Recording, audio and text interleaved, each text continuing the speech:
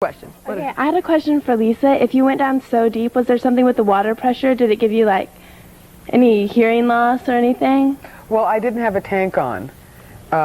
If I had had a tank on, then I would have gotten embolism, or gotten the bends. But you can't get that without a tank. And I did equalize on my way down.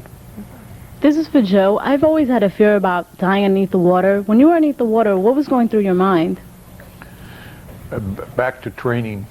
When I was in the Navy, I remember being trained about coming up under a fire, for example, where they teach you to splash to get it out of the way. And I knew that I've been in an airplane full of jet fuel, and I figured it was even money when I got up there. It was going to be on fire. The other thing was I knew that we'd had a blizzard and so forth, and I knew I might come up under ice, and I knew that there was, from training, I knew there was a gap of air under the ice.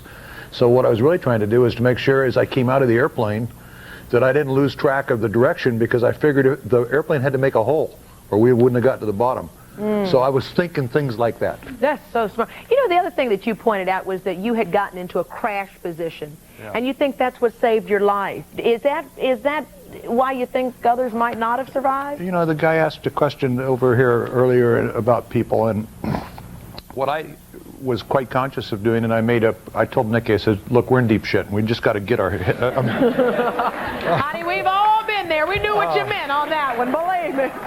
I said, just do what I do. And I put my head down. It's hard for me to do this because I got kind of hurt, but I just put my head down. I've got my, like up around there. And I call that my Irish air raid shoulder. Kissing your butt goodbye almost there.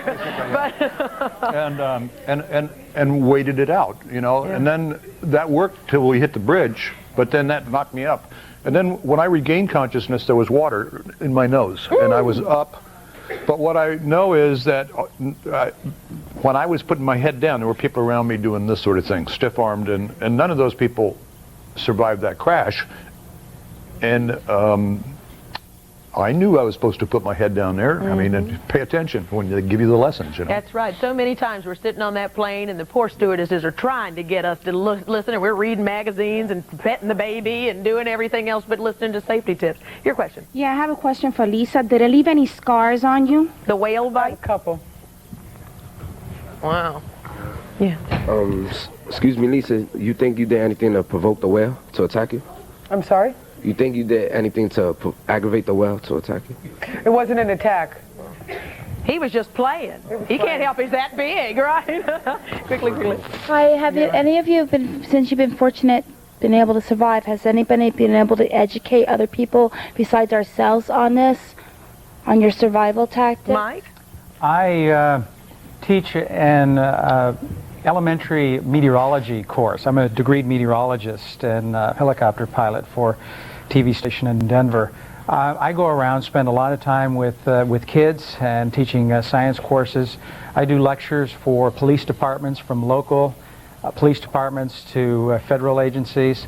So I stay very active, and we use the video in a training scenario.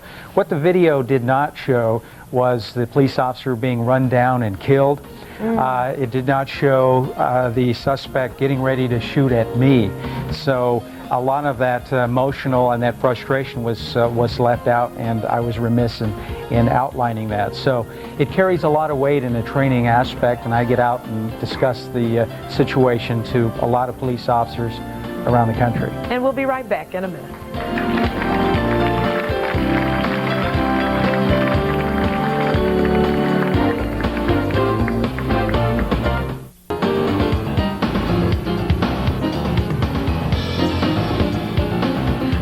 Who are fascinated by Bob and Bob's story, the guy who was in the car and the car blew up. Well, what we find out is that the guy would later go on and commit suicide after that event. So those of you who are wondering what happened, I guess in telling your stories, like Joe, you pointed out that because of that Florida crash, rescue workers are a lot better equipped. I think we have learned from their stories about things to pay attention to.